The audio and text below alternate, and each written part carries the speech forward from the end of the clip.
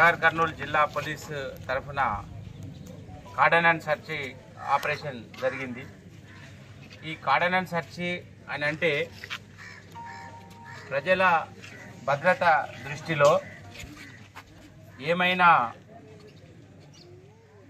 Unauthorised vehicles కానీ, stolen vehicles కానీ, illegal items కానీ, ఇట్లాంటివి కానీ ఎవరైనా అపరిచిత వ్యక్తులు కొత్త వాళ్ళు కానీ ఉన్నట్టయితే వాళ్ళని చెక్ చేయడానికి మరియు ప్రజలకు మేమున్నాము అని భద్రత భరోసా కల్పించడానికి కొరకు ఇది ఉద్దేశించబడింది.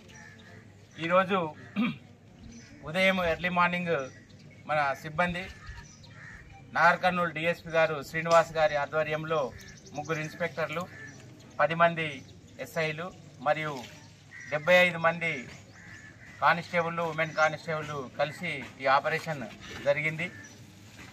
ఈ ఆపరేషన్లో ముఖ్యంగా ప్రజలకు ఎలాంటి ఇబ్బంది కలిగించకుండా మేము గ్రామాన్ని క్షుణ్ణంగా ప్రతి ఇంటికి వెళ్ళి ప్రతి వారిని చెక్ చేసి ప్రతి వెహికల్స్ ఏవైతే ఉన్నాయో వాటిని కానీ ఇంకా వస్తువులను కానీ ఇల్లీగల్ వస్తువులు ఏమైనా ఉంటే చెక్ చేయడం జరిగింది.